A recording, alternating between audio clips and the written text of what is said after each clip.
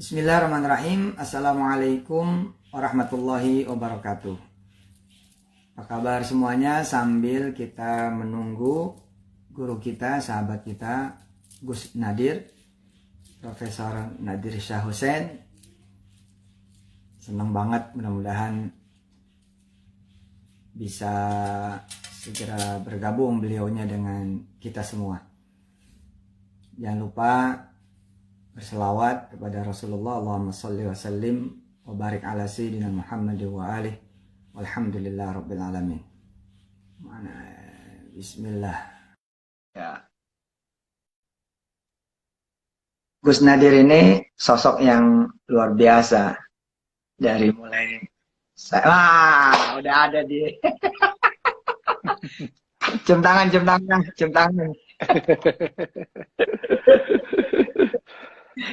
Flow, ini flow. Aduh, jam berapa Gus di sono? Ada daylight saving hari ini, jadi sekarang jam setengah 8. Jadi sebelumnya itu 4 jam bedanya, sekarang 3 jam bedanya. Oh, ya, beda-beda ya? Iya, jadi hari ini kita 1 jam bisa saving tidur. Oh gitu ya. Gus, Allahu Akbar. Gimana sehat? Sehat, alhamdulillah. Itu ini panjang aja. Iya, garuk buat ngegaruk.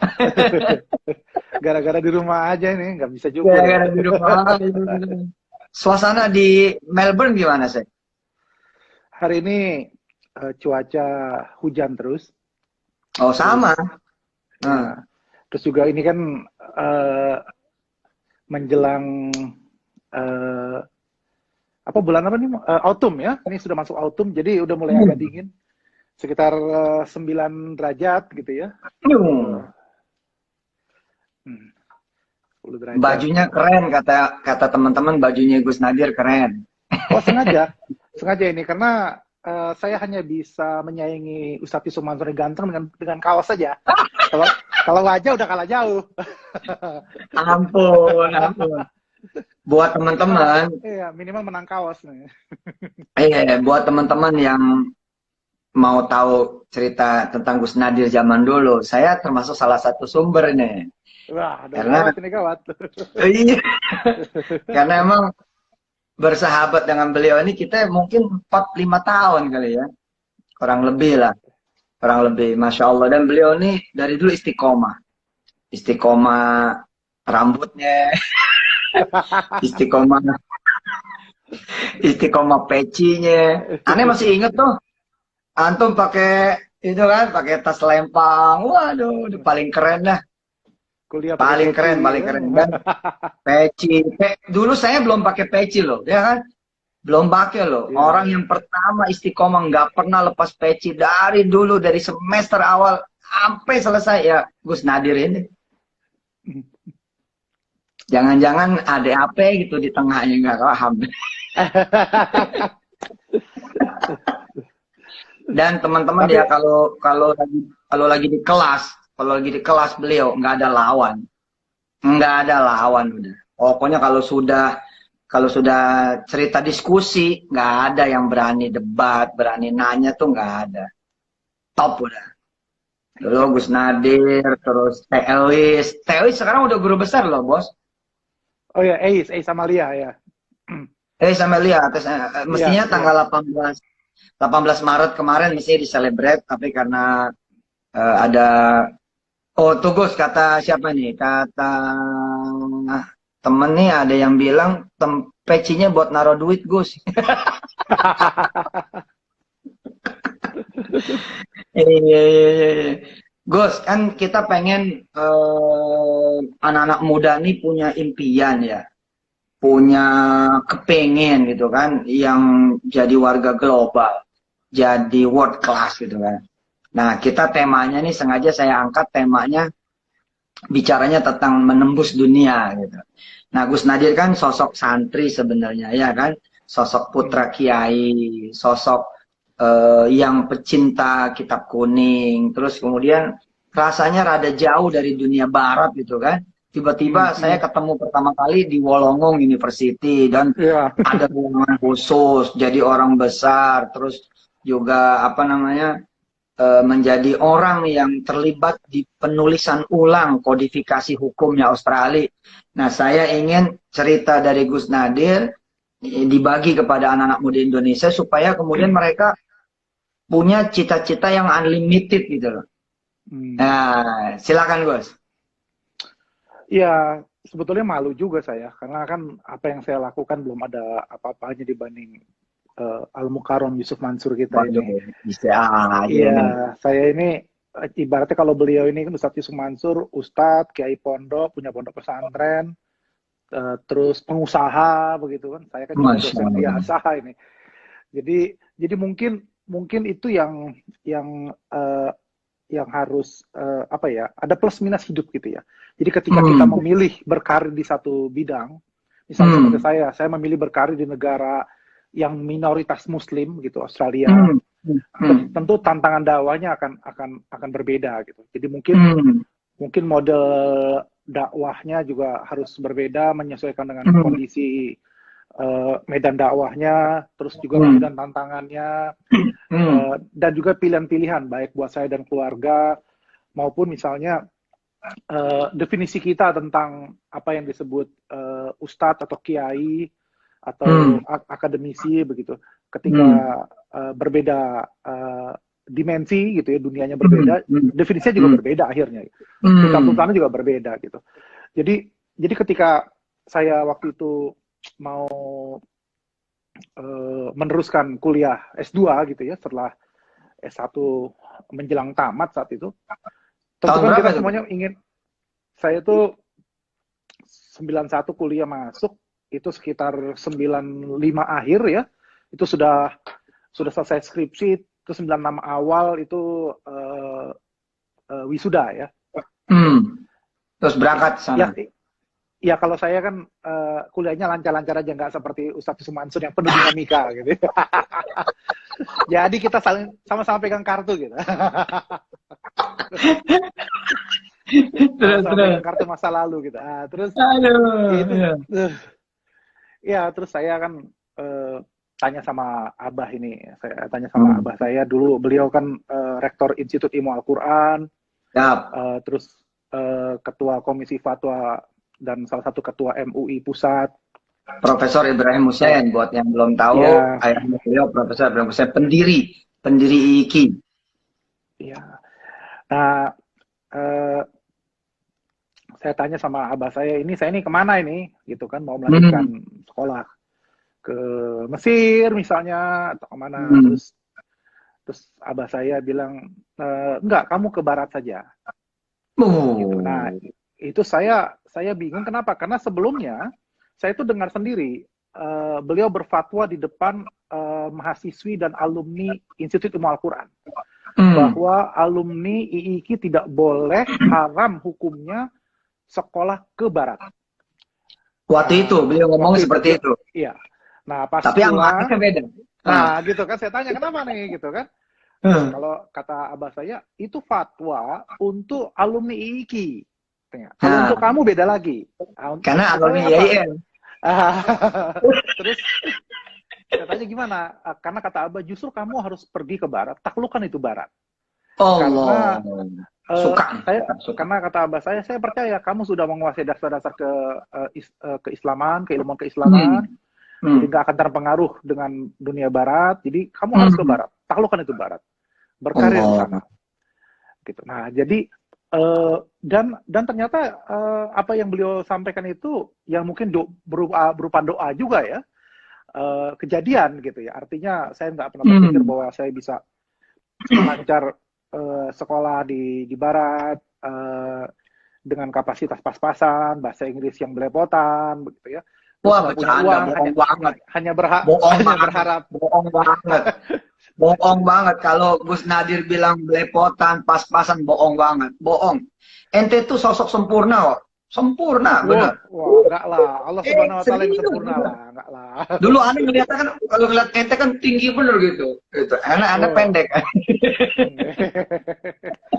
Ya, Lanjut, dulu lanjut. itu kan waktu kuliah di Ciputat kan Ustadz Yusuf Mansur ini kan imut-imut. Kalau saya kan sudah amit-amit sejak dulu gitu. Ya, Jadi jadi 96 berangkat tuh ya? ya terus tidak ada bayangan mau jadi dosen. Iya, hanya sekolah saja, hanya sekolah dan Oh, bayangannya setelah itu pulang ya mungkin meneruskan amal jariah Abah di IIKI, Iki. ibaratnya orang para guru besar di IIKI juga mengharapkan saya pulang untuk meneruskan gitu kan. Ibu saya juga terutama juga berulang kali minta saya pulang untuk meneruskan perjuangan Abah begitu kan. Bahkan rektor IIKI yang sekarang itu Profesor Huzaimah Tahido juga kalau ketemu saya, Minta. kapan ini pulangnya, selalu cerita perkembangan IIKI. Saya bilang pokoknya selama Ibu Huzaimah yang pegang dan IIKI maju, saya di luar aja terus. Saya bilang itu. Jadi saya bilang saya bermasalah kalau saya di luar, terus IIKI terhambat. Nanti kalau saya ketemu di akhirat sama Abah, saya ditegur loh, kok IIKI gak kamu ngurusin? Tapi sementara sudah ada yang ngurusin, saya bilang saya bagi tugas saja, saya di luar, biarkanlah Luar IIKI. biasa. Luar biasa. Jadi dulu nggak ada bayangan keluar itu pengen gimana-gimana, pokoknya kuliah aja dulu gitu ya? Iya, gitu. Dan sewaktu saya menulis publikasi bahasa Inggris pertama di jurnal internasional dunia gitu ya. Jadi zaman dulu itu belum ada seperti yang sekarang para dosen dituntut Scopus segala macam gitu ya. Jadi saya itu tahun 2002 apa 2003 gitu ya, itu sudah publikasi jurnal internasional. Itu gara-garanya waktu ada kawan saya kan kuliahnya kan double.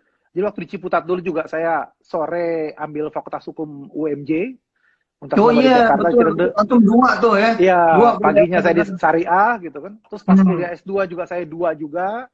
Satu Islamic Studies, satu Comparative Law. S3-nya juga saya kan 2. Bahkan di 2 negara berbeda, satu di Australia, satu di Singapura. Jadi saya bolak-balik gitu kuliahnya gitu. Makanya kalau kata orang Madura itu, wah katanya sampean itu wali. Katanya, wali apa? Saya bilang, itu biasanya wali-wali di Madura, itu Jumatannya di Mekah. Gitu. Jadi bisa berada di 2 tempat yang berbeda. Wah, sampean ini bisa kuliah di 2 tempat berbeda gitu kan. Wali gitu. Saya bilang, wali murid ya, wali murid. Jadi PhD-nya juga 2 ya? Australia sama Singapura? Singapura, ya. Jadi saya ya gitulah kuliah, ya panjang lah ceritanya. Nah, tapi waktu saya mau publikasikan pertama kali, ini yang menarik. Ada satu kawan saya kuliah di Singapura dulu, namanya Taiwo. Taiwo itu dia sekarang jadi profesor di Irlandia. Dia orang dari Nigeria, orang kulit hitam dari Nigeria.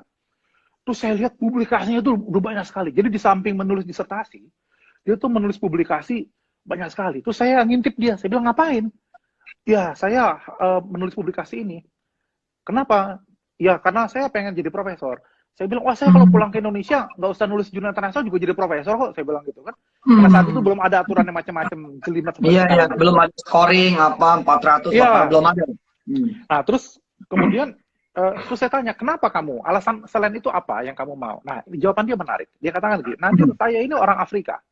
Kulit hitam, orang Afrika. Saya tidak akan mampu bersaing dengan orang Barat, tidak akan dilirik orang Barat. Orang dia udah hitam legam begitu, gitu ngapain dilirik gitu kan?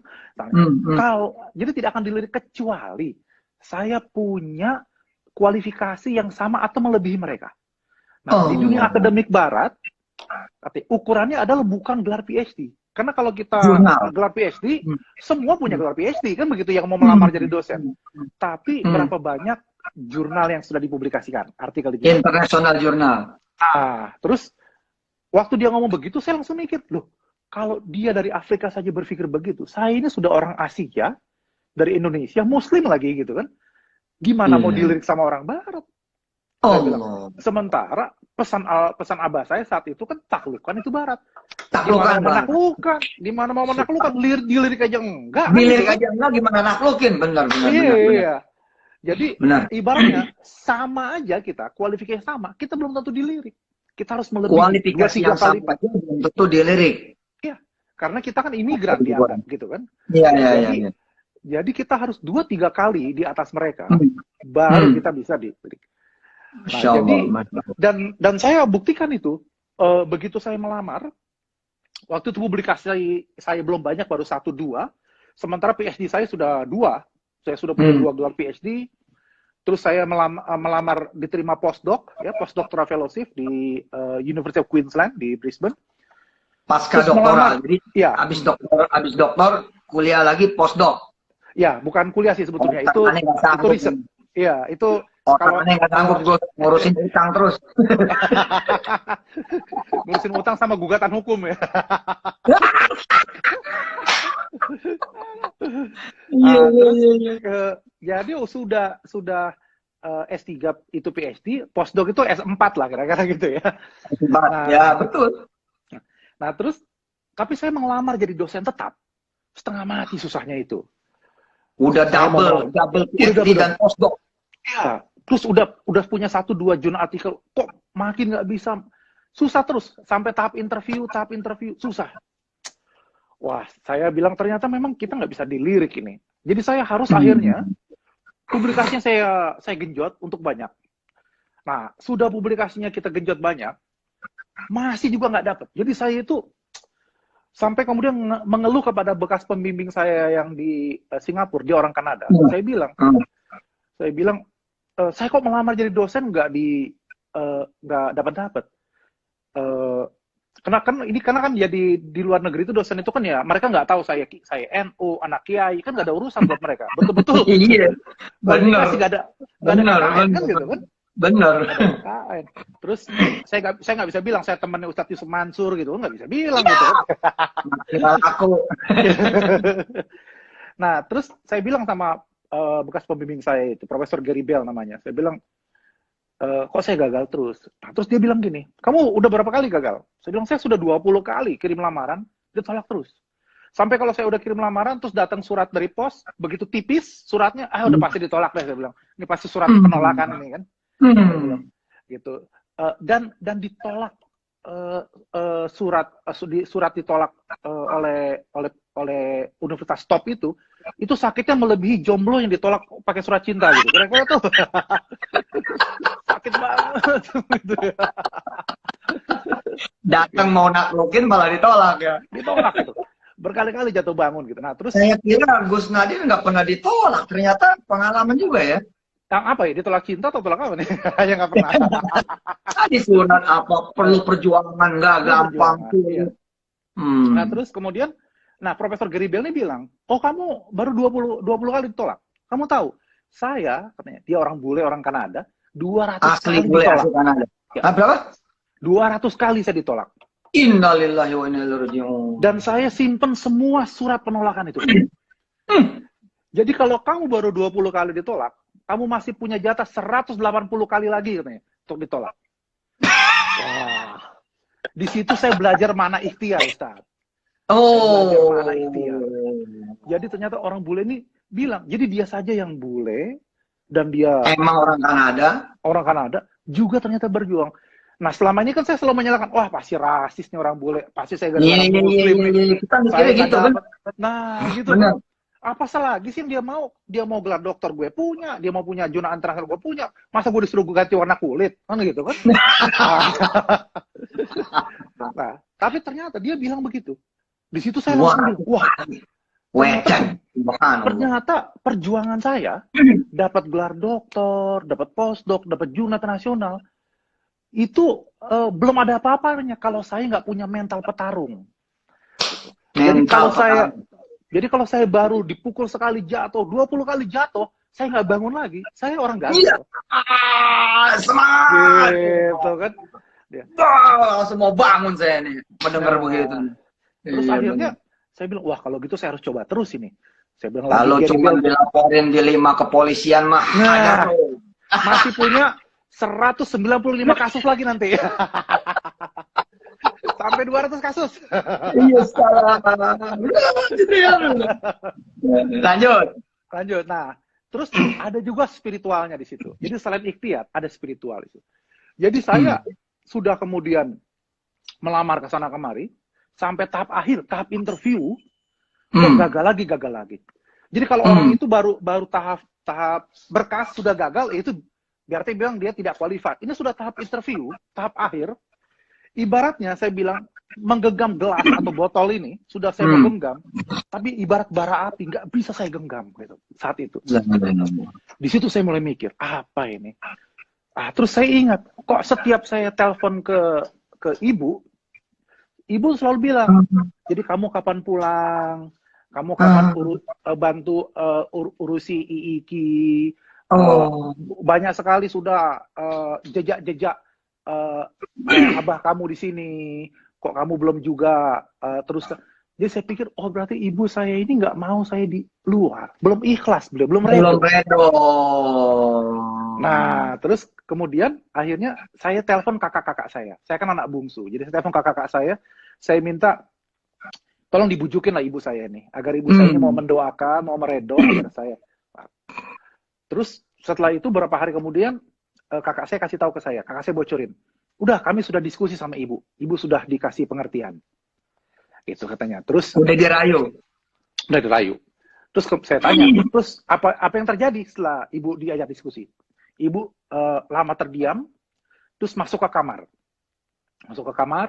terus akhirnya oleh kakak saya diintip, rupanya beliau sholat. Beliau sholat minta petunjuk. Merinding. Setelah saya sholat, beliau kemudian bilang, sekarang saya redo, katanya. Tolong telepon Nadirsa. Nah, minta telepon ngomong sama saya. Nah, di telepon itu ibu saya menangis. Ibu saya bilang, saya ini orang bodoh, saya nggak ngerti apa yang kamu kerjakan selama ini, saya nggak ngerti kenapa kamu masih mau di luar, apa sih yang kamu cari di luar, saya nggak paham. Kenapa kamu hanya ingin mencerdaskan orang bule, tidak mencerdaskan orang kita. Saya nggak paham. Tapi sekarang saya mengerti. Nah, rupanya setelah sholat itu, mengerti dan saya redo. Nah, begitu redo itu saya dapat. Masya Allah. Nggak nunggu lama, saya dapat surat penerimaan jadi dosen di Wolonggong. Jadi Ustadz, ikhtiar harus maksimal, jatuh bangun harus dijalani, kita doa. Mental juga mesti petarung, ternyata masih tetap harus ada sisi spiritual, terutama ibu ya. Doa ibu. Itu kontan. Sejak itu, telepon beliau. Gitu. Jadi, kenapa? Karena saat itu kan saya bilang sama kakak saya, tolong diberitahu ibu, saya bilang. Karena saya tidak sanggup menjelaskan. Saya tidak sanggup. Nah, kakak kami menjelaskan bahwa saya di luar itu juga berjuang untuk almarhum Abah, untuk meneruskan perjuangan Abah. Saya mengajar hukum Islam di luar, itu kan semua ilmu yang Abah ajarkan. Menegakkan syariat Islam, bukan di Indonesia, di luar, saya bilang. Nah, ini juga ada perjuangan di situ, gitu. Sementara di Indonesia itu, saya bilang, murid-murid Abah sudah banyak yang meneruskan perjuangan. Di tingkat nasional, di tingkat internasional ini, di saat tahun-tahun segitu, ada kasus teroris di New York, Islam sedang disorot setengah ini, perlu ada yang berdiri menjelaskan Islam. Bukan gaya orientalis, tapi betul gaya-gaya santri yang merujuk ke perlu ada yang di luar menjelaskan. Ini juga perjuangan ibu, saya bilang gitu kan. Ini juga bagian dari apa yang Abah kendaki untuk saya sekolah. Dijelaskanlah. Sampai kemudian akhirnya ibu saya mengerti. Jadi saya di luar itu bukan mencari dolar, saya di luar itu bukan mencari popularitas, tapi memang tetap lillahi kalimatillah, menegakkan kalimat Allah di negeri non Muslim. Nah, karena itu setiap saya ke luar negeri, saya seminar, konferensi, dipanggil kemana-mana, Ustadz, ke Amerika, ke Eropa, kemana, saya menyusuri kota-kota itu, setiap saya sampai, saya bacakan salawat. Jadi saya bilang di negeri manapun saya kemudian dibawa oleh Allah lewat amanah keilmuan ini, berarti di situ saya punya tanggung jawab untuk membacakan salawat di kota-kota itu. Yang tentu saja tidak ada masjid di situ, tidak ada muslimnya, saya tidak tahu. Begitu sampai mendarat, saya bacakan salawat. Langsung salawat. Jadi di bumi Allah kita sebarkan salawat, kita sebarkan ilmu syariah, kita sebarkan. Begitulah kira-kira. Masya Allah. Gus, ketika Gus kemudian Saya sambil minum ya. Ya, di sini kami mendengar kan Gus kemudian ikut menulis kompilasi buku kompilasi undang-undang atau hukumnya Australia. Kok bisa gitu sampai segitunya? Padahal kan Gus orang Indonesia, kemudian ya notabene tadi saya bilang putra kiai gitu kan, jauh dari bisa masuk sampai penetrasinya sampai ke situ tuh. Saya sampai sekarang masih terkagum-kagum, bener gitu. Jadi memang kalau Allah berkehendak itu memang beyond imagination gitu ya. Apa yang terjadi itu gitu ya. Catat lagi, beyond imagination. Gitu. Saya kalau bicara orang pintar, yang lebih pintar dari saya banyak, Ustaz. Kalau bicara soal kefasihan, bertutur, produktivitas menulis, orang bule itu seabrek-abrek, gitu ya. Jadi waktu saya kemudian melamar jadi dosen di Wollongong dan setelah ibu saya redo, saya dapat. Kemudian saya ketemu dengan dekan. Setelah berapa tahun, 2 3 tahun kemudian kita lagi ngobrol santai, gitu lagi ngopi santai. Saya tanya, saya penasaran, saya bilang, kok Anda itu mau menerima saya yang bukan orang Australia mengajar hukum Australia. Jadi saya itu di Australia mengajar pengantar ilmu hukum Australia, PIH, kita belajar PIH, pengantar ilmu hukum Australia, sama hukum konstitusi Australia. Jadi saya ngajarin konstitusi Australia. Baik di level S1 maupun S2-nya saya ajarkan. Nah, saya tanya sama dekan saya ini, saya bilang, kok Anda mau-maunya nerima saya? Saya bilang gitu kan. Apa gitu kan? Nah, saya ini hanya ingin mau melihat bagaimana sebuah doa orang tua tadi, ridho orang tua itu termanifestasikan oleh bule ini dengan cara yang bagaimana? Kan saya pengen tahu nih gitu kan. Ya, gimana dia? Kan dia kan orang rasional. Bagaimana doa yang spiritual tadi itu bisa dirasionalisasikan oleh Profesor bule ini, dekan ini yang menerima saya. Menarik jawaban dia. Dia bilang begini. Nadir, tentu mudah buat saya untuk waktu kan persaingan kita banyak sekali, kelas dunia persaingan dari mana-mana. Saya bisa dengan mudah untuk memilih orang Australia dan mengajar hukum Australia. Tapi di rapat komite, saya bertahan minta kamu yang terpilih. Kenapa? Kata dia. Karena saya bilang gini, penting buat para mahasiswa kita untuk mendengar tentang hukum Australia dengan perspektif komparatif. Nah, jadi kalau hanya orang bule Australia yang mengajar hukum Australia, maka pasti ilmunya itu saja. Tapi tidak ada komparasi. Tapi yang kalau kita undang seorang non-Australia, latar belakangnya hukum Indonesia dan hukum Islam, bicara hukum Australia, pasti dia akan bawa knowledge dia juga sewaktu mengajar itu. Nah, dan itu penting buat para mahasiswa kita terbuka wawasannya. Nah, untuk hukum Australia komparatif. Ini gimana? Sinyalnya hilang nih? Iya, kelihatannya sinyalnya agak terganggu sedikit. Iya. Nah, sekarang udah balik. Oke, lanjut. Udah normal. Oke. Masih nih, Gus, sinyalnya masih jelek. Ya, jadi buat teman-teman, saya ketemu sama Gus Nadir sekian lama nggak ketemunya di Wollongong University. Jadi saat beliau tuh sudah menjadi dosen tetap di sana, dan saya diajak ke ruangannya, diajak keliling, kemudian saya di situ menyaksikan kebesaran Allah. Luar biasa. Iya nih kelihatannya sinyalnya agak terganggu, Gus. Mana? Udah oke ya? Nah sekarang oke. Udah oke. Ini kayaknya pengaruh kaos Mickey Mouse kayaknya. Pengaruh kaos Mickey Mouse kayaknya. Oke, jadi dipilih karena bingo mereka pengen ada perspektif komparasi dari orang luar Australia. Iya.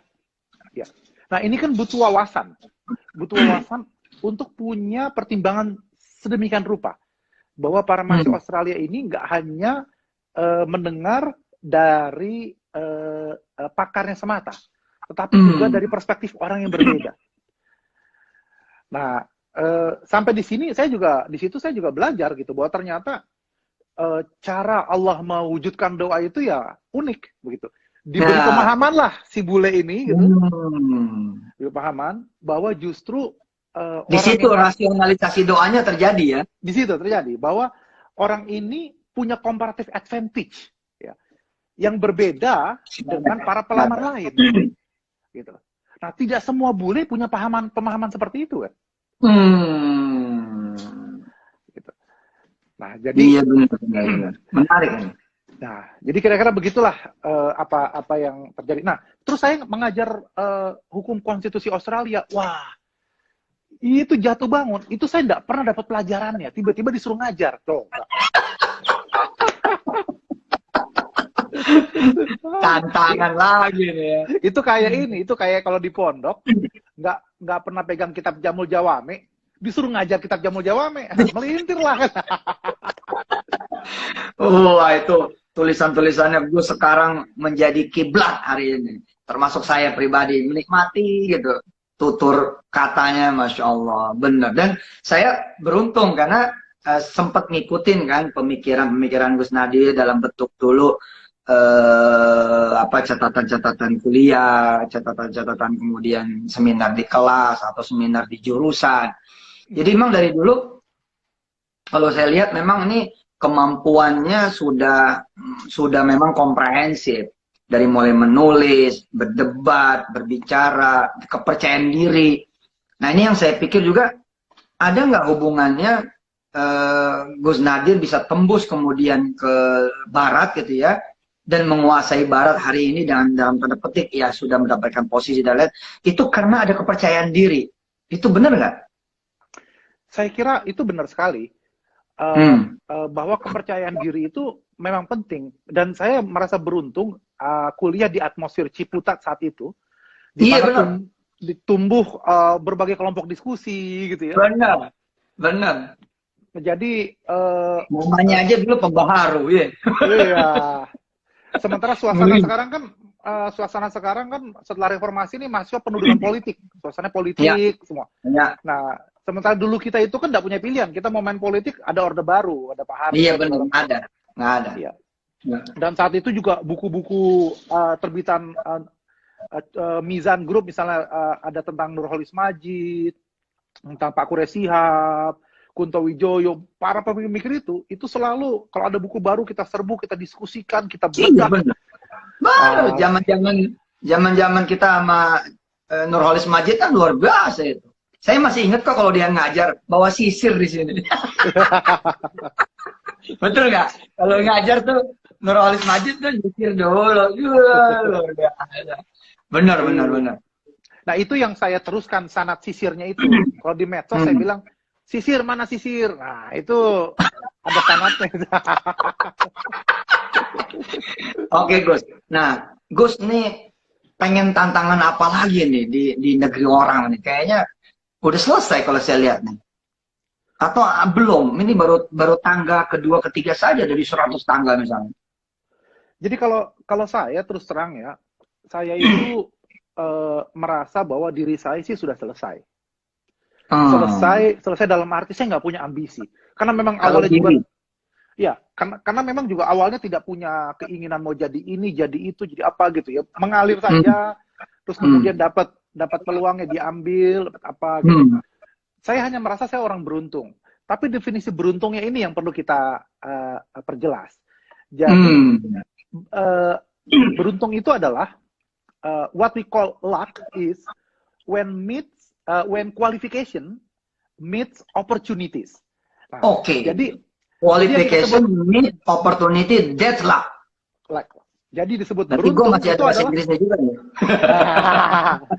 Jadi kualifikasi bertemu dengan peluang. Kesempatan. Itulah keberuntungan. Kita punya kualifikasi, tapi peluangnya nggak ada, nggak matching. Kita punya peluang, tapi nggak ada kualifikasi, nggak matching. Jangan sampai juga peluangnya ada, kita nggak siap. Nah, itu penting. Karena itu persiapan diri, kualifikasi harus kita terus perbaiki, ya, agar memenuhi standar atau melebihi standar kualifikasi, sambil terus mencari peluang. kita mengetuk pintunya di mana-mana. Karena kita tidak pernah tahu di pintu mana Allah membuka rahmatnya untuk kita. Satu pintu tertutup, tadi kan ada 20 kali, 20 pintu tertutup untuk saya. Tapi ternyata di pintu keberapa terbuka itu. Allah. Nah, jadi disitulah beruntung. Iya, saya ingat salah satu kata-kata yang bijak ya. Tuhan seakan-akan bicara, stay patient, sabar. My timing is perfect. What you have to do, kata Tuhan lah, be happy. You are going to be happy. What I choose for you. Ini bahasa Inggris nih. Bahasa Inggris. Jadi selalu tuh ya, keberuntungan itu nggak berdiri sendiri ya. Nggak berdiri sendiri gitu. Dan yang satu lagi, begitu kita sudah berdoa, seperti tadi, begitu saya berdoa, minta ibu saya berdoa, begitu ya. Berarti kita sudah meminta keterlibatan Allah terhadap rencana hidup kita. Nah ini nggak main-main ini. Diulang. Jadi begitu kita sudah berdoa, berarti kita sudah meminta keterlibatan Allah untuk mengatur rencana hidup kita. Artinya, begitu kita sudah berdoa, Allah sudah ikut turun tangan terhadap rencana hidup kita. Kita bukan lagi berjalan menurut kehendak kita, tapi sudah berjalan menurut kehendak Allah Subhanahu wa taala. Ada guidance. Ada guidance dan termasuk caranya gitu kan. Ibaratnya itu how, kaifa, bagaimana, limaza gitu. Itu sudah betul-betul di tangan Allah Subhanahu wa taala. Loh kita sudah minta beliau terlibat kok. Benar. Gitu. Dan pasti itu undugable ya, unpickable, nggak bakal diduga sebelumnya. Nggak bakal.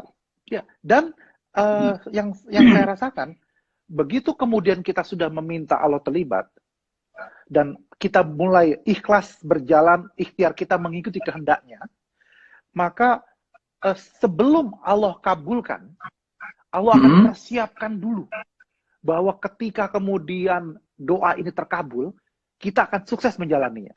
Jadi Allah akan siapkan dulu sarananya, prasarananya, ya. Ibaratnya titik-titik yang akan menentukan berikut itu dikumpulkan terlebih dahulu. Maka kadang-kadang butuh waktu, takes time. Sabar di situ. Kenapa? Karena Allah sedang mengumpulkan titik-titik itu.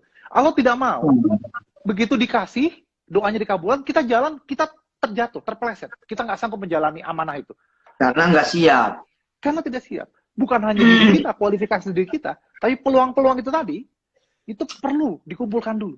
Sehingga begitu bertemulah kualifikasi persiapan diri kita, ikhtiarnya, doanya, dengan peluang tadi itu, bingo gitu ya, sebuah big bang terjadi di situ, maka kita tidak akan mundur. Bahwa saya punya tantangan, punya hadap, misalnya seperti tadi, saya bilang, saya harus mengajar mata kuliah konstitusi hukum Australia, yang saya belum pernah belajarnya, tiba-tiba disuruh mengajar, saya melintir itu. Gitu. Gimana ini gitu kan? Belum pernah baca, belum pernah pelajari.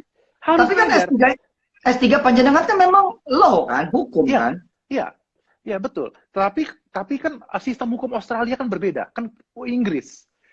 Dia berkiblat ke Inggris. Kita kan ke belakang. Commonwealth, betul. Nah, jadi saya kemudian disitulah saya merasakan Allah menyiapkan diri kita untuk sukses itu. Saat Allah sudah kabulkan doa, maka Allah akan juga siapkan prasarana-sarananya. Tiba-tiba kemudian di saat saya sedang mikir, ini gimana, saya minggu depan mau ngajar, ini saya bilang gitu kan. Sudah senang-senang, berharap berdoa, ya Allah agar saya mau jadi dosen. Begitu sudah dikasih jadi dosen, diberi tugas, melintir saya. Ya Allah, sanggup nggak nih saya? Kan gitu kan. Pelajaran opo gitu. Udah gitu bahasa Inggris pula lagi kan? Nah itu kan. Ngajar kan pasti bahasa Inggris dong? Iya, bahasa Inggris ya. Terus kemudian diketok lah. Tiba-tiba ada yang ngetok ruangan saya. Ada yang ngetok. Saya buka, ternyata dosen sebelah. Dosen yang ruangannya di sebelah saya. Oke. Dia perkenalkan diri, gitu. Saya perempuan, ibu-ibu, saya namanya Margaret. Saya bilang, saya Margaret. Selamat kamu sudah jadi dosen di sini. Saya dengar kamu dosen baru. Ya, saya jelaskan. Kamu ngajar apa? Saya ngajar ini. Saya bilang ini. Oh, tahun lalu itu saya ngajar mata kuliah itu. Push. Dia bilang, jadi kalau kamu butuh bantuan, tanya ke saya aja. Terus dikasihlah saya semua bahan ngajar materi yang dia pakai tahun lalu, semua slide, ya dalam USB dia kasih, ini slide saya tahun lalu, pakai aja katanya. Kalau kamu nggak tahu apa, ketok ruangan saya. Tanya semuanya. Saya bilang, ya Allah, saya. Ini termasuk yang disiapkan Tuhan berarti ya. Siapkan Tuhan. Di situ saya Karena merasa diundang oleh doa kita, doa ibu, dan diundang juga oleh FTA. Iya. Jadi yang lain itu, tadi dosennya, dekan yang menerima saya, dosen sebelah yang tiba-tiba mengetuk, hatinya terketuk, sehingga dia mengetuk pintu saya untuk bertanya. Itu siapa semua? Siapa yang berada di balik itu semua? Iya benar. Allah will not let you alone, gitu kan? Ya. Allah Kalau will bahasanya, not let you alone. You never walk alone, Liverpool. Ya. Iya.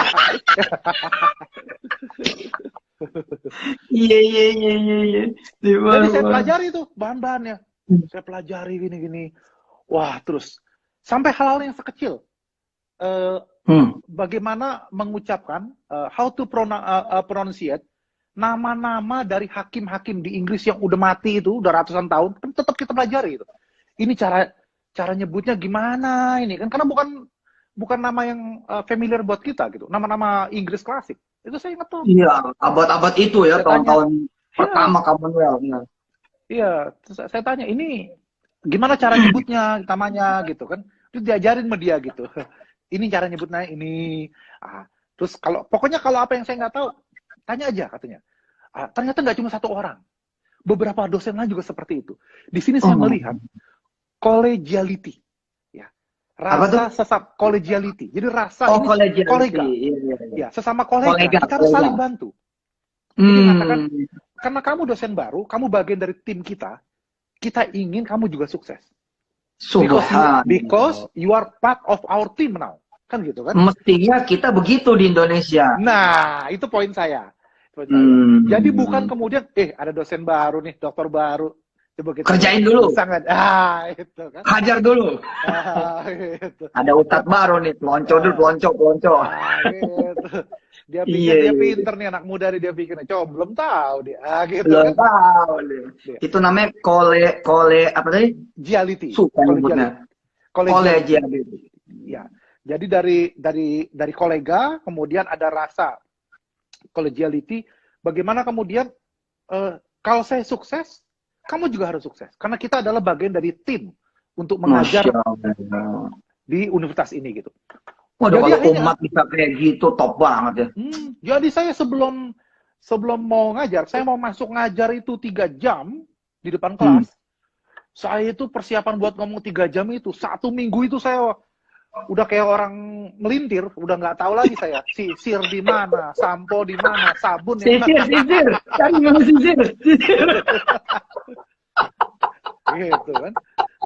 Jadi betul-betul, tapi saya nggak mengeluh. Kenapa? Karena saya bilang, ya Allah, ternyata saya sadar, saya ini sebetulnya nggak layak, belum mampu. Tapi saya maksa dengan doa, saya maksa merayu Engkau, ya Allah. Begitu kemudian Engkau kasih ajarkan juga. Ternyata kamu tuh belum tahu apa-apa. Di situ saya merasa dengan rahmat dan kasih sayang Allah, ternyata Allah membuat saya belajar lagi. Jadi akhirnya sebelum saya ngajar, saya belajar lagi. Di situ saya merasa teaching, ya, mengajar itu adalah sarana yang paling efektif untuk kita belajar. I see.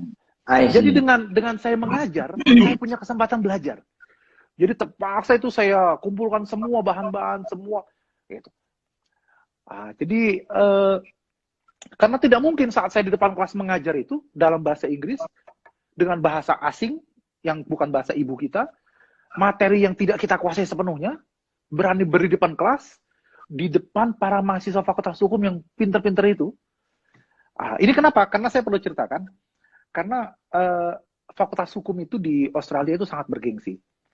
Jadi kalau di Indonesia itu seringkali orang masuk Fakultas Hukum ya karena nggak tembus ekonomi, nggak tembus kedokteran. Dan zaman itu bukan cuma di Australia, zaman itu salah satu impiannya anak-anak Amerika juga jadi lawyer. Betul. Iya kan? Anak-anak Amerika mimpinya mereka menjadi lawyer, menjadi kemudian pengacara di bidang hukum. Ya. Termasuk Barack Obama itu juga dia juga lawyer dan dia juga dosen konstitusi Australia dia. Hmm, gitu. hmm, hmm, Kalau saya Amerika, maaf, saya Amerika. hmm. Nah, terus dia jadi presiden gitu ya. Ya kalau saya presiden taksi aja. Gitu. Nah, nah di situ kemudian saya merasa gitu ya bahwa memang ternyata ternyata bukan semata-mata Allah kasih saya posisi di Australia itu untuk gagah-gagahan, untuk pamer nih saya di dosen. Tidak. Ternyata agar saya belajar lagi. Oh, Masya Ternyata Allah. banyak hal yang belum saya ketahui gitu. Allah. Akhirnya saya belajar lagi. Oh begini loh. Cara mengajar, begini loh kemudian cara Mempersiapkan. mempersiapkan gitu ya, cara berdiskusi yang baik, standar internasional seperti apa gitu kan. Kalau standar Hmm. Ciputat kan udah tahu tadi, udah paham kita. Nah, Iya, standar internasional seperti apa? ini standar Ciputat. Gitulah. Gus, ada kendala makanan nggak pas pertama-tama ke Australia? Dulu kan orang Indonesia mungkin belum sebanyak Hmm, sekarang. Ya kan, dulu makanan apa. betul. Dulu itu Kan Ciputat berlimpah kan, Ciputat ketoprak. Ya kan? Hah? ada bundo, Oh, bundo Padang. Bundo, aduh, Iya. cemas-cemas, so apa. Nah, kalau di Australia dulu sempet ngalamin gitu-gitu. Dulu itu saya suka suka meledek kalau ada orang bilang, wah saya 1 hari saja nggak makan nasi, perut saya sakit, gitu kan, karena harus makan nasi. Saya ketawa, saya bilang, wah dasar orang kampung ini. Begitu saya di Australia, ternyata sama, saya juga kampungan. Jadi kalau sehari nggak makan nasi, perut saya langsung sakit. Baik, Ternyata, Gus. iya. Kita kita coba buka tanya jawab ya. Oke, sip, Ya, sip. Ya. buat teman-teman yang mau bertanya silakan coba ditulis apa yang mau ditanyakan ke Gus Nadir. Ini terlalu banyak nih yang bisa ditulis soal tadi perjuangan, bagaimana penaklukan kemudian dunia barat, ternyata penaklukan pun tidak terjadi dibiarkan cuma begitu saja. Ini banyak sekali peluang buat saudara-saudara bertanya. Silakan yang mau bertanya, termasuk jenis sisir apa yang dipakai sama Gus Nadir ya kan? Kita pengen tahu nih sisirnya seberapa gondrongnya kayak gitu ya kan? Silakan, ayo. Nah ini ya, ada pertanyaan nih dari siapa ini? Dari Mai Fariha. Prof Nadir, apakah kita bisa sepintar? Maksudnya sepintar Prof Nadir kali. Coba. Saya tidak merasa saya orang yang pintar luar biasa, enggak ya. Gitu ya. Hmm, Tapi memang saya senang membaca. Jadi senang membaca. ya, jadi dulu itu setiap saya pulang ke rumah, saya lihat abah saya lagi baca buku. Jadi abah saya tuh nggak pernah Hmm. nyuruh saya belajar, tapi dicontohkan dengan baca buku, baca kitab. Oh, Jadi beliau baca, terus Gus Nadir ngeliat. ya, terus Hmm. di mobil beliau baca kitab, di meja makan ada kitab, di tempat tidur ada kitab. Padahal perpustakaan beliau di rumah juga sudah sangat luas, isinya kitab semua. Saya main di tengah-tengah sebaran kitab-kitab beliau begitu kan. Terus saya kalau habis pulang diskusi, misalnya dulu di Ciputat, pulang jam 11 malam, terus saya pulang ke rumah, beliau nungguin saya pulang, itu sambil baca kitab. Lama-lama saya malu. Oh. Saya malu gitu. Saya bilang, ini kok abah saya rajin sekali membaca. Jadi saya akhirnya juga senang membaca. Senang Hmm. membaca. Sampai sekarang pun juga saya senang membaca. Kadang-kadang saya begadang sampai jam 2, jam 3 malam itu, kalau Ustadz Yusuf Mansur tahajud, zikir, apa, ya saya bilang saya zikirnya membaca buku lah saya. Zikirnya dosen lah gitu ya. Saya juga baca, Gus, tapi baca laporan keuangan, laporan utang. Oke, jadi buat Maya Fareha itu kuncinya adalah baca. Orang baca, insya Allah jadi pintar. Ini ada dari Dieni 208. Gimana caranya jelasin Islam di sana? Agak susah kita menjelaskan Islam itu karena mereka tidak mau lihat hanya teori. Gitu. Misalnya mereka akan bilang, kalau memang Islam itu bagus, ya, kenapa kamu orang-orang Islam banyak yang menjadi imigran pindah ke Barat? PR juga tuh ya. Iya, artinya kamu sendiri sudah tahu toh bahwa negeri kamu juga nggak benar, korupsinya banyak, kemudian kebersihannya juga parah sekali, misalnya ketertibannya. Terus kamu pindah ke negeri Barat, sampai di negeri Barat, Islam kamu udah melihat ada gitu ya. Iya, Sampai kamu pindah ke negeri barat, sampai negeri barat kamu teriak-teriak pengen Islam, pengen syariah. Dia bilang, loh kalau kamu pengen Islam syariah, pulang aja ke negeri kamu. Gitu kan. Nah, karena itu memang tantangan kita besar sekali. Nah, nah ini satu poin yang penting. Jadi saya waktu ngajar itu ya, saya tuh tidak pernah kemudian ketemu dengan para dosen-dosen itu saya selalu bilang, saya Islam nih, gitu kan. Saya dikit-dikit, Masya Allah, Subhanallah, gitu. Enggak, saya biasa saja. Bicara biasa, apa semua. Tapi ternyata mereka perhatikan. Oh. Mereka perhatikan. Karena mereka tahu saya Muslim. Dan kemudian saya juga selain mengajar hukum Australia, kan saya juga mengusulkan untuk mata kuliah baru hukum Islam. Diterima, saya juga ngajar hukum Islam, mereka perhatikan. Bagaimana sikap. Jadi saat kita bergaul, apakah sopan santunnya kita, apakah kemudian kalau kita minjem buku kita kembalikan, misalnya. Kalau kita janjian, apakah kita tepat waktunya datangnya, tidak terlambat, tidak apa. Itu mereka semua perhatikan. Sampai akhirnya ada satu profesor yang menjelang pensiun saat itu, dia tiba-tiba kirim email ke saya, dan saya terkejut. Jadi waktu saya dapat kenaikan pangkat, waktu itu dari lecturer ke senior lecturer, tiba-tiba dia kirim email. Dia bilang, Nadir, Anda adalah ambasador, duta besar Muslim yang sangat saya hormati. Saya kan kaget. Loh, saya kok dia duta besar apa? Ente safir ya? Nganggap ente itu safir Muslim ya? Ya, saya bilang, kenapa Anda ngomong gitu? Tidak, katanya. Saya perhatikan. Saya jadi banyak belajar tentang orang Islam, justru dari interaksi ini. Jadi tidak pakai ayat, tidak pakai hadis, tidak mencaci maki, tidak pakai takbir yang dikeras-keraskan, menakut-nakutkan, tidak. Dengan interaksi kita semua. Ya, by doing, tunjukkan akhlak kita, tunjukkan bahwa sehingga pertanyaannya adalah, kalau di sebuah pertemuan rapat staff meeting, dari saya masuk ke dalam ruangan, dari mana mereka tahu bahwa saya orang Islam?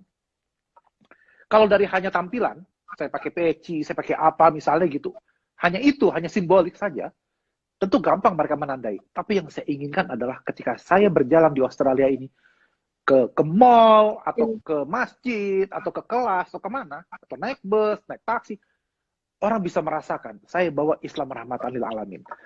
Dan itu menurut saya dakwah yang paling manjur. Top. Ketimbang kita sibuk, ketimbang sibuk membela diri, menyalahkan agama lain, apa gitu ya.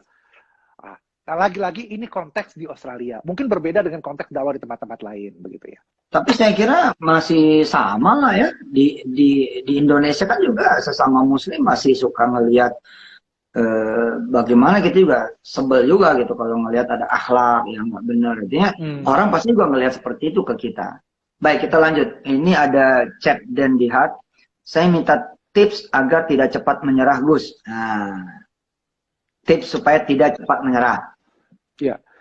Jadi kita harus kembalikan kepada tujuan kita apa. Tujuan kita hidup ini apa sebetulnya. Jadi orang Islam itu bukan orang yang menyerah, pasrah begitu saja, gitu ya. Ini kan teologi Jabariyah yang begitu itu. Ya sudahlah, memang saya nggak mampu, gitu kan. Sudahlah, saya ini orang miskin, bapak saya ojek online, saya bukan anak siapa. Kita itu seringkali diberikan oleh Allah karuniai otak untuk berpikir, tapi yang kita lakukan justru untuk mencari justifikasi dari ketidakmampuan kita. Sehingga seringkali kita membuat pagar-pagar diri kita sendiri. Kenapa kita gagal? Oh, mungkin karena orangnya sentimen, karena saya tidak cantik, saya bukan orang kaya, saya begini-begini. Selama kita sibuk terus mencari alasan, mencari excuse, dan membangun pagar-pagar diri itu, selamanya pasti kita nggak akan maju. Benar. Setuju. Ya. Setuju. Itu kan seperti ada ungkapan kan, kalau orang bule itu kan mengatakannya kan, kalau orang Asia kan bilangnya, ya kalau orang lain sudah berbuat, sudah mengerjakan, kenapa harus kita yang mengerjakan? Nah, sementara kalau orang bule kan mengatakan, kalau belum ada yang melakukan itu, saya harus melakukannya. Saya yang harus melakukannya. Kalau orang Arab lain lagi. Kata orang Arab, kalau orang lain saja tidak sanggup mengerjakannya, siapa kita ya Habibi? Mengapa pula kita yang mengerjakan? Arab mana itu? Arab Tanah Abang. Arab maklum kan. Ini dari Fuad Dimas, Gus usia berapa, asli mana? Wah, Wah, kacau ini.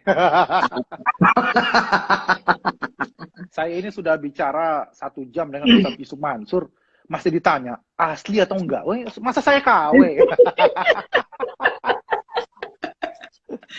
aduh. Oke, kita cari lagi pertanyaan lain. Dari Rudi Novindra, bagaimana kita menaklukkan keraguan yang berasal dari diri sendiri? Oh, bagus. Pertanyaannya bagus.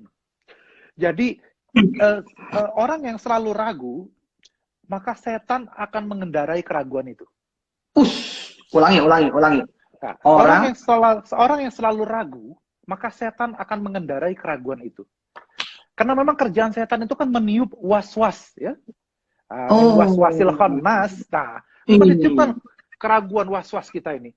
Termasuk ragu sukses, ragu kemudian bisa tembus perguruan tinggi negeri, bisa tembus kemudian ke luar negeri, bisa kerja, bisa jadi pengusaha, bisa kemudian menikah.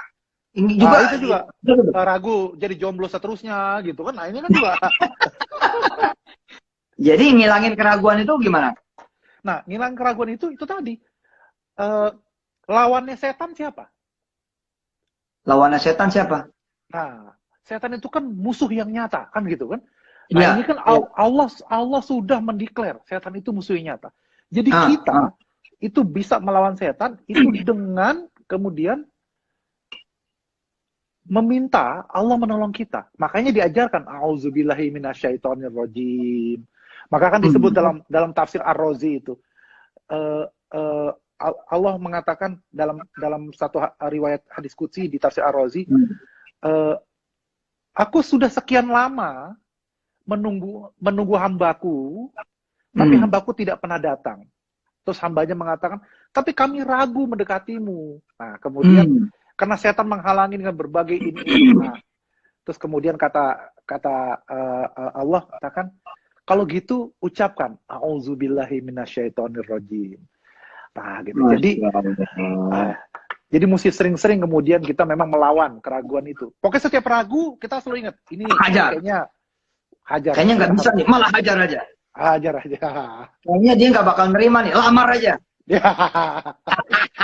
Kalau ditolak, ingat kalau ditolak baru 20 kali ditolak. Belum itu dia baru 20 kali. Oke, ini saya coba angkat pertanyaan yang inline ya. Dari Rocky Yekenex. Sisir kunci sukses ya, Gus. Jadi orang penasaran Gus, emang sisirnya kayak apa sih? Jadi banyak yang tidak mengerti metafor itu. Makanya dalam buku saya terbaru sama Kang Maman, Hidup Kadang Begitu, itu kan ada kalau pre-order kemarin itu kan hadiahnya sisir kemarin. Iya. Nah, jadi beli buku dapat sisir. Jadi maksudnya begini. Itu metafor sebenarnya. Metafor sebetulnya. Bahwa kita ini, sisir itu adalah lambang kita untuk menyisiri kehidupan ini. Gitu loh. Jadi bagaimana kalau ibaratnya kita menyisir kehidupan ini. Menyisir kehidupan. Bagaimana kita menyisir kehidupan agar kita bisa membelah yang mana baik, mana buruk. Rambut ini kan, kalau saya kan sisirannya belah tengah. Nah, kita belah mana yang baik, mana yang buruk. Nah, itu kita bisa lakukan dengan menyisir kehidupan. Jadi sebetulnya itu metafor yang kita pakai untuk bercanda. Dan ini kan sebetulnya khas para ulama dulu yang pakai dalang, pakai wayang, pakai semua. Nah, jadi untuk medsos dan milenial, saya pakai metafora sisir itu sebetulnya. Makanya buku terbaru itu hidup kadang begitu. Jadi nggak ada hidup yang sempurna. Nah, kadang begini, kadang begitu. Nah, gitu. Kebetulan ada korbannya, itu Kang Maman. Nah, jadi buat sisir. Nah, gitu. Dari Muhammad Saifur Rahman. Mau tanya Gus, penanaman sikap optimis itu dimulai dari mana? Saya kira itu dimulai dari begitu kita mau, dulu abah saya mengajarkan, kalau kita mau berangkat keluar rumah, itu sholat hajat 2 rakaat dan sholat sunat istiqoroh 2 rakaat. Jadi mau berangkat itu dari situ dimulai keyakinan kita. Jadi apa hajat kita hari itu kita sholatkan, kita sholat hajat. Baik. Gus, ini Sholat sayang istiqoroh. waktunya Habis sudah ya? hampir selesai. Iya. Iya. Terima kasih banyak. Kita akan Sama-sama. lanjut lagi, Gus. Terima Oke, kasih. siap. Salam hormat Terima teman-teman kasih. sana. Assalamualaikum warahmatullahi wabarakatuh. Makasih buat semuanya sudah bersama. Insya Allah kita akan lanjutkan lagi di episode Insya yang Allah. berikutnya. Assalamualaikum warahmatullahi wabarakatuh. Salam.